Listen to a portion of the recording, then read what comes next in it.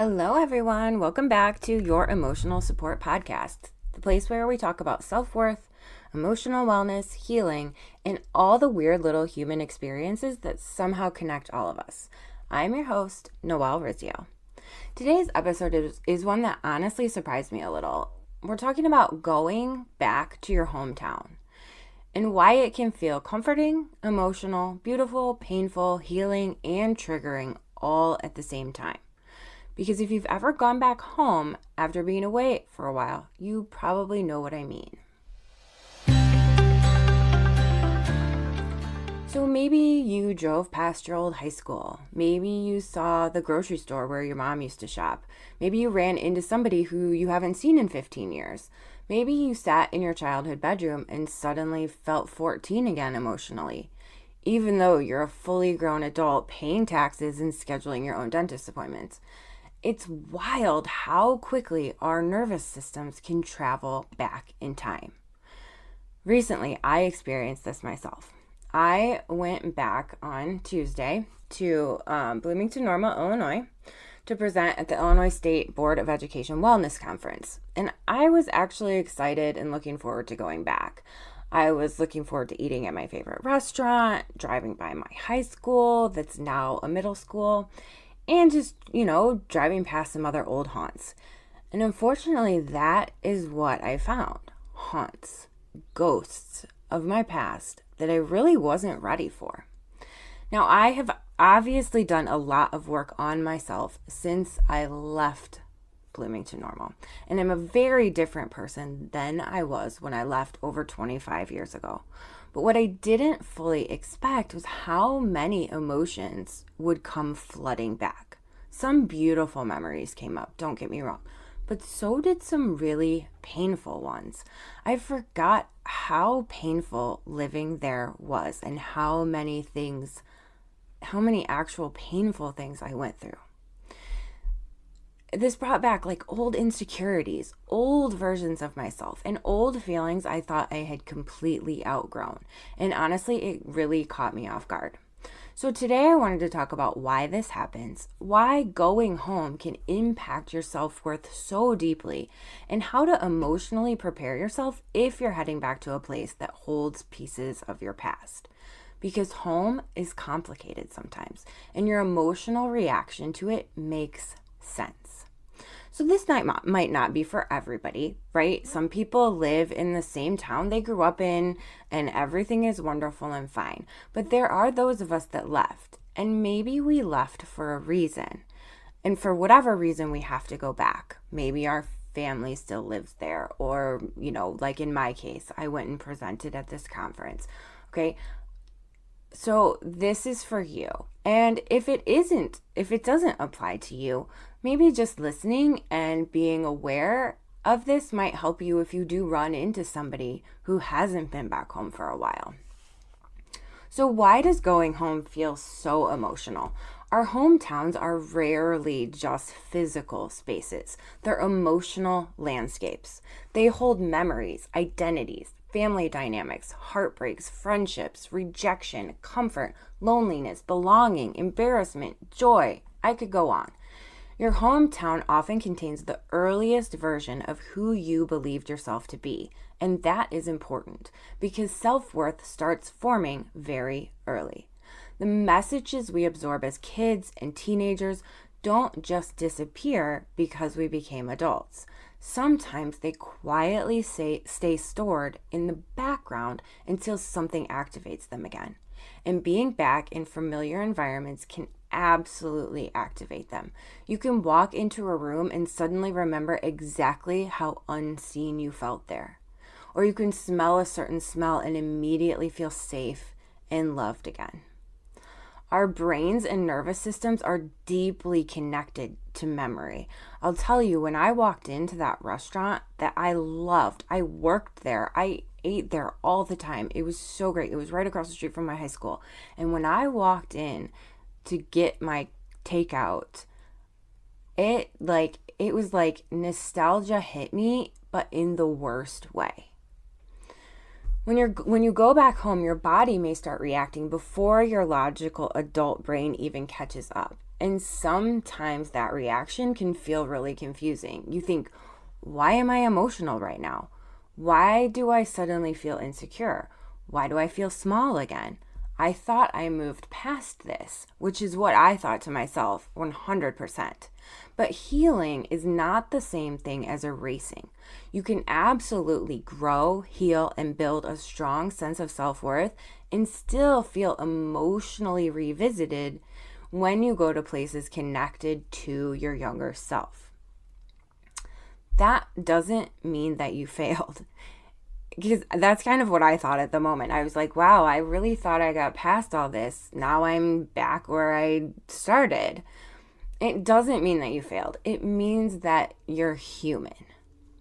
One thing I noticed when I went home was this strange feeling of almost like meeting older versions of myself. Have you ever experienced that?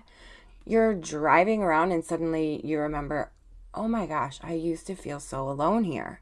Or this is where I used to doubt myself constantly. Or this is where I felt happiest. It's almost like your memories become physical. And sometimes we forget how hard certain seasons of our life actually were until we stand where they happened. And I think that this is what happened to me. It kind of hit me like, holy crap, girl, you went through a lot. For me, some of those not so great memories definitely surfaced. And I genuinely thought I had moved far beyond them emotionally. It really stirred up some sadness for me. Not because I want to go backwards, but because I suddenly remembered how hard certain things felt at that time. I think sometimes when we heal, we become compassionate towards everyone except our younger selves. Right? Like, I don't like to think back to those times, so I don't like to think back to what I actually went through. We minimize what we went through. We tell ourselves that was years ago. It wasn't that bad, or other people had it worse. But revisiting those spaces can remind us, oh, wow, younger me was carrying a lot. And honestly, that realization deserves compassion, not judgment. I'm honestly like tearing up talking about this because it hits so close for me. And the fact that I just experienced this is very raw. So here's another thing that can happen. Sometimes our hometowns hold old identities that no longer fit us. This is 100% true for me. People may still see you as the shy one, the troublemaker, the insecure one, the awkward kid, the people pleaser, the overachiever, the one who never fit in. And even though you've grown tremendously, being around old environments or people can temporarily pull you back into those emotional circles, into those emotional roles. It's almost automatic. You may notice yourself shrinking, second guessing yourself, feeling less confident, feeling emotionally younger. That is not weakness. That's pattern memory. Your brain remembers who it learned to be in those environments. And sometimes it takes conscious effort to remind yourself, I'm not that version of me anymore. Because you aren't. You've grown. You've evolved. You've survived things that younger you couldn't even imagine yet. And honestly, that deserves acknowledgement. So let's talk about some ways to emotionally prepare yourself if you are heading back home, especially if it's been a while. For the first thing, expect emotions instead of fighting them. I think one of the biggest mistakes we make is expecting ourselves to feel neutral.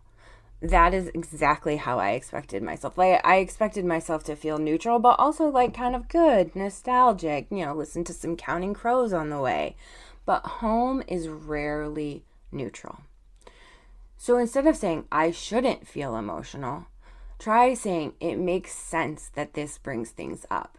That shift alone can reduce so much shame.